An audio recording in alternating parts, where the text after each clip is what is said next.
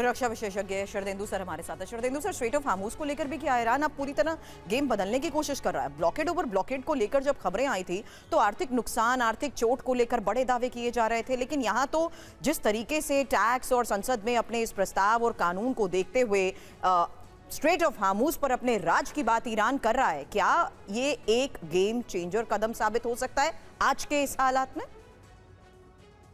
देखिए, जहां तक स्टेट ऑफ हॉर्मुज का सवाल है, ईरान की जो स्थिति आपको 28 फरवरी के पहले वाली स्टोर करनी पड़ेगी। अगर आप उस स्थिति में नहीं जाते तो आपके ऊपर तमाम इंटरनेशनल प्रेशर होंगे।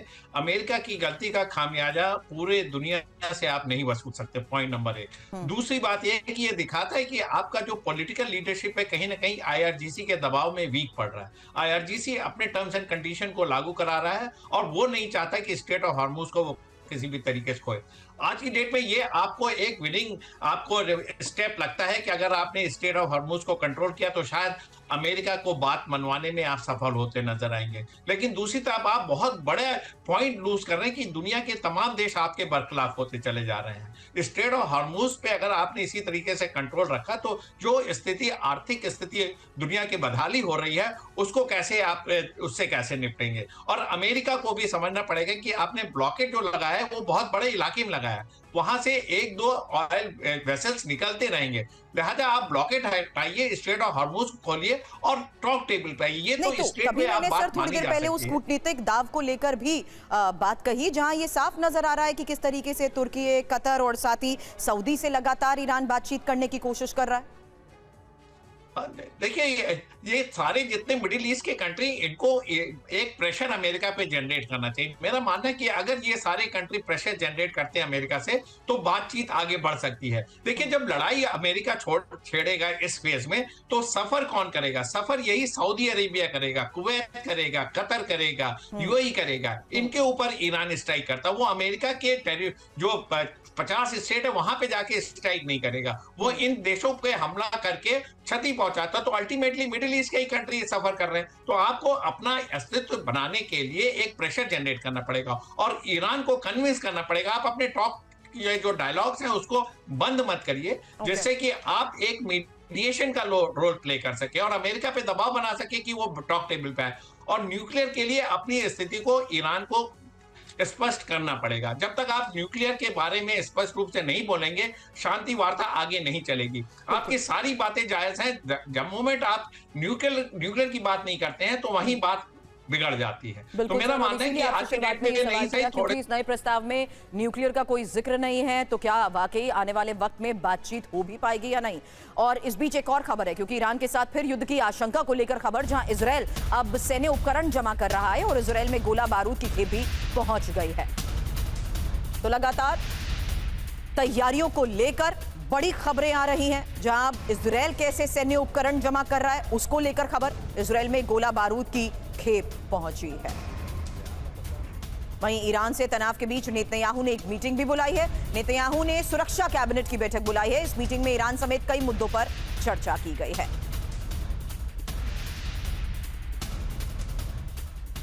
हालांकि नेतन्याहू की ये मीटिंग खास क्यों है, जानिए। जहां इजरायल ने अब ईरान पर हमले की तैयारी को तेज कर दिया है, वहीं कभी भी अब हमला हो सकता है, अलर्ट पर इजरायली सेना है और अमेरिका ने इजरायल में सैन्य मदद भी भेजी है। हालांकि नेतन्याहू ने ईरान का वजूद मिटाने की धमकी दी है। इजरायल को अमेरिका के ग्रीन सिग्नल का अब इंतजार है। वहीं सहयोगी देशों में भी तैयारी को लेकर खबर है। आईडीएफ ने लेजर बीम डिफेंस सिस्टम तैनात किए हैं और यूएई में इजरायल ने लेजर बीम सिस्टम तैनात किया है। आयरन डोम को चलाने वाले सैनिक भी भेजे हैं। खतरा 40 दिनों के युद्ध में ईरान ने कई बड़े हमले जो किए थे, ईरान के कई हमलों को रोकने में इजरायल नाकाम था। ऐसे में प्रोफेसर राजन, मिडिल ईस्ट में जो हमले ईरान की तरफ से हुए, क्या इस अगले फेज ऑफ ऑपरेशन से पहले इजरायल एक कवर और एक सिक्योरिटी प्रोवाइड करने की कोशिश कर रहा है, जिस तरीके से यूएई के साथ उसने किया है?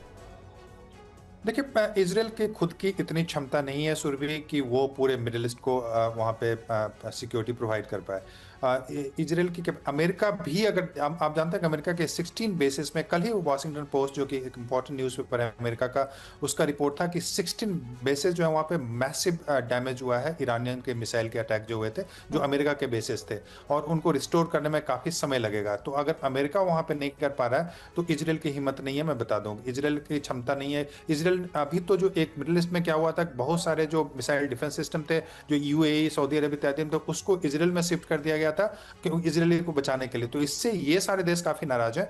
हो यह रहा है वहाँ पे कि चूंकि सऊदी अरब और यूएई के भी रिलेशन काफ़ी खराब है, मैं बता दूँ, यमन को लेके, सूडान को लेके, और अभी ओपेक से यूएई बाहर चला गया।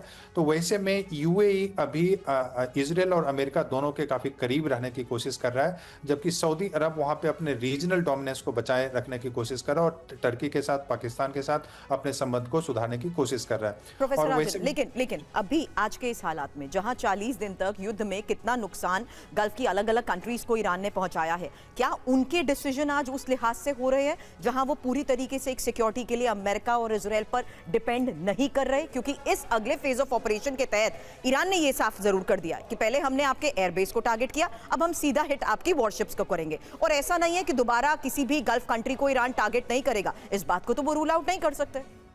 नहीं, बिल्कुल, बस ये बिल्कुल ईरान टारगेट करेगा, और अभी तक तो ज़्यादातर मिलिट्री बेसिस को ही कर रहा था, डिफेंस सिस्टम को कर रहा था। लेकिन आप ये मान के चलें कि कुछ इंफ्रास्ट्रक्चर को भी, जैसे तेल के भंडार इत्यादि को टारगेट किया था उसने, और फ्यूचर में इसके भी बढ़ने की संभावना है। यूएई ने अपने सैनिकों को बोला है कि दूसरे ईरान से और दूसरे देशों से वापस आने के लिए। तो इसका मतलब है कि यह भी तैयारी चल रही है, युद्ध आगे बढ़ती है तो यूएई भी उसमें शामिल हो सकता है, है कि सऊदी अरब भी उसमें। तो ये सारी संभावनाएं अभी बनती आ रही है, और युद्ध भी शुरू हो सकता है। आपने बिल्कुल सही शुरू में ही प्रोग्राम में कहा था कि अगर निगोशिएशन नहीं होता है तो युद्ध के बढ़ने की काफी संभावना है। कहां तक अमेरिका और इजराइल अब नेक्स्ट ऑब्जेक्टिव को अचीव कर पाएंगे, यह तो कहना बहुत ही मुश्किल है। लेकिन यह जरूर है कि सिचुएशन काफी खराब है, वोलेटाइल है वहां। बिल्कुल।